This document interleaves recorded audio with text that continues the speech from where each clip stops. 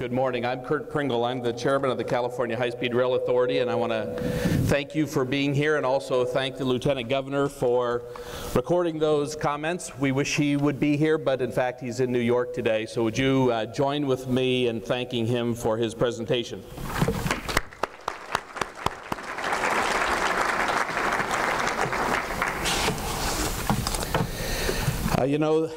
There is a need for high-speed rail in California today. Those of us who drove here this morning, as I left my house at 6:40 this morning, and taking nearly 2 hours on the 5 freeway and the 10 to get to downtown Los Angeles, those 2 hours, I probably would be almost to San Francisco by now if we had a high-speed rail service in this state. And that's what it means to those of us sitting here, the excitement that the Attorney General or the Lieutenant Governor presented and that is being presented here today. I hope you understand and feel that excitement. Now, of course, Anaheim, where I was mayor for the last 8 years until I recently ended my term, is just 30 miles south of here. And I'm very pleased to be in the Los Angeles Convention Center with this tremendous collection of people and high-speed rail supporters. I have a duty to note for future reference that Anaheim does have the largest convention facilities on the West Coast.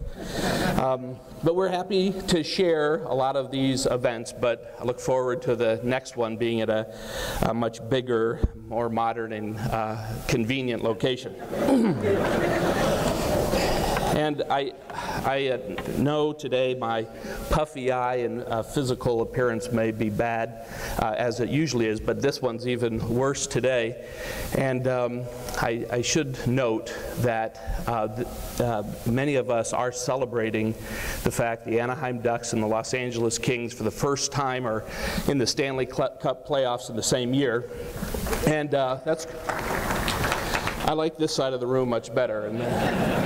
And in fact, there are more California teams in the NHL playoffs than there are Canadian teams in the NHL playoffs. And I think that is, other than the 3 guys from Canada, that's really important to all the rest of us. And that just, therefore, I have to share with you, none of that point to celebration should encourage you to play street hockey without a face guard. But all kidding aside, I am so pleased to be here this morning with all of you. This is an exciting morning, and on behalf of the California High-Speed Rail Authority, I want to say we are so thankful that representatives of elected officials are with us, representatives from Senator Boxer and Feinstein's office, representatives from the City of Los Angeles and my friend Mayor Antonio Villaraigosa, and certainly representatives from Governor Brown's office here today, as well as California Assemblyman Isidore Hall. We value your support, and that many of our international high-speed rail partners and observers from France and Germany, Canada and China, Belgium, Spain, South Korea, the United Kingdom, France, Japan, and Mexico made the trek to join us here today as well. We value those partnerships that we have formed with these established builders and operators of high-speed rail systems around the world. I want to thank especially our friends who are here representing Japan, and to let you know that our country remains in the thoughts, or your country remains in the thoughts and prayers of all of us. And I am sure every one of us in this room has focused on the need in Japan, and we are very impressed and inspired by the resilience of your nation and your people. So let's show our tribute to the people of Japan.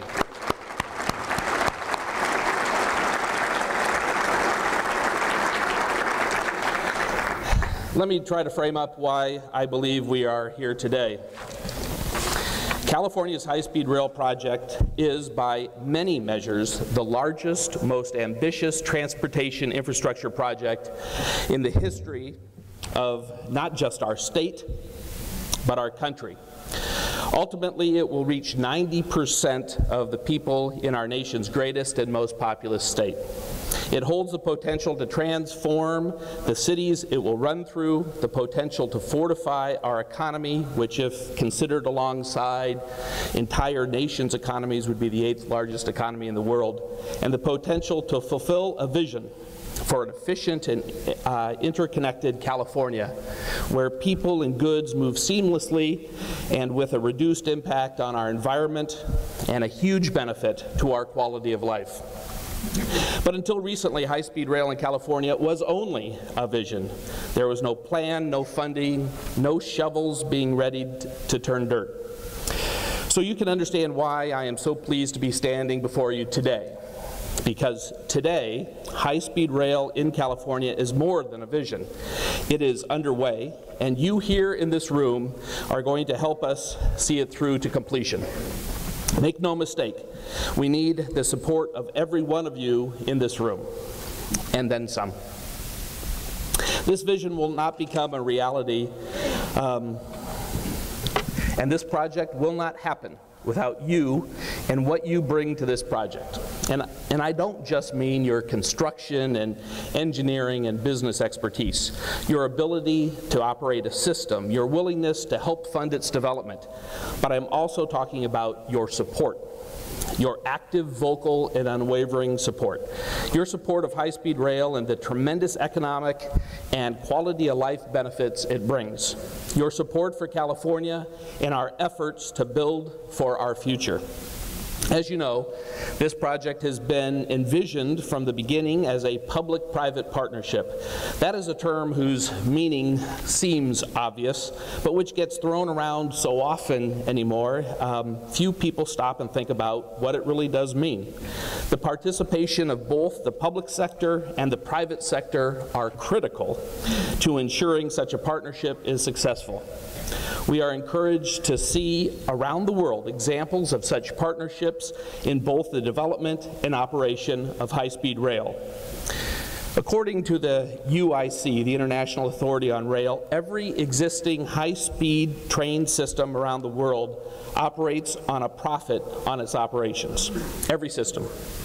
2 lines, those from Tokyo to Osaka in Japan and Paris to Lyon in France, have even generated enough revenue and benefit to pay back the cost of their initial investment in the infrastructure.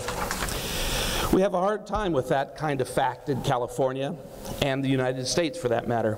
So some are not willing to believe it at all. Because when it comes to rail transit in the United States, all we know are regional commuter rail systems, which rely on large government subsidies to operate, and Amtrak, which for a variety of reasons, including its reliance on freight rail tracks, cannot reach its full potential.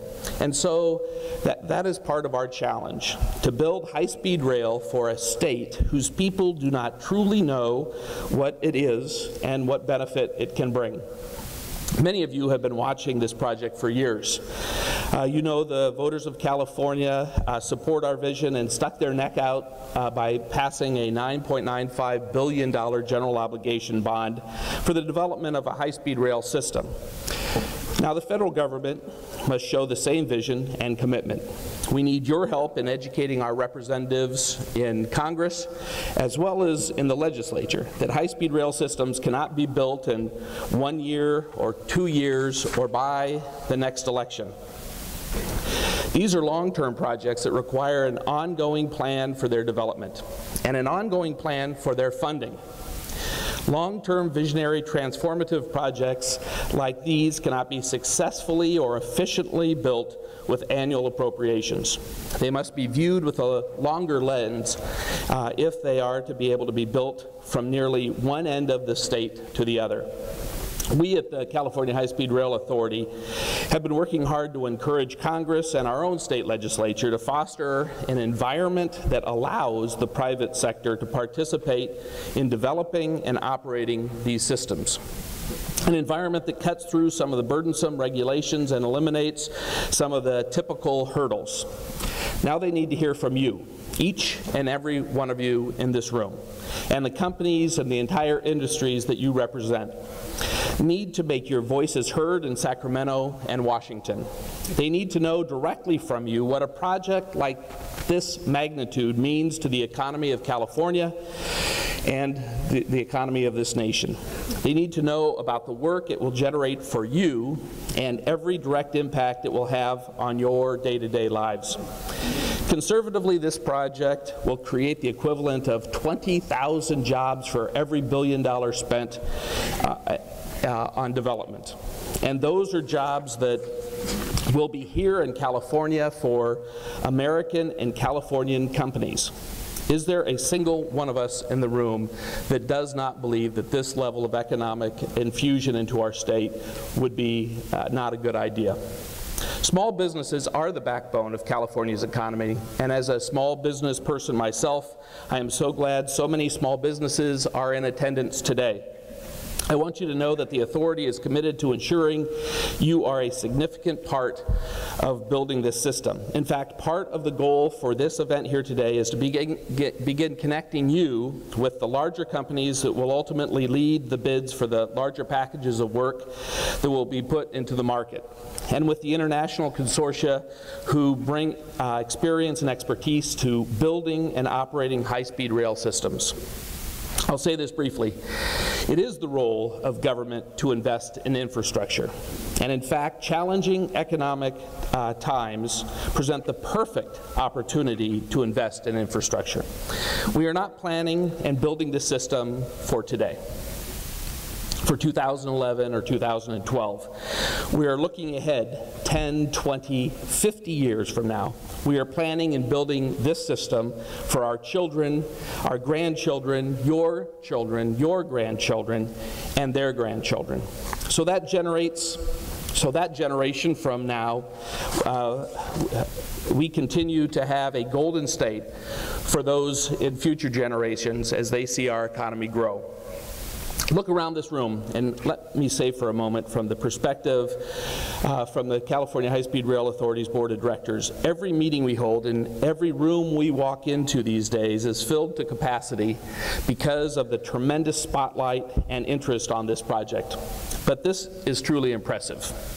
Some 2,000 of you gathered here. What an impression this should have on all of us and on the news reporters there in the back of the room. Look around the room. We need you, not just to help build this project, but to support the vision of California High-Speed Rail in the time between today and when those shovels start moving forward. If you see the role that a large-scale public works project can play in building the future of the state, your job starting today is to tell someone who can help us make that happen.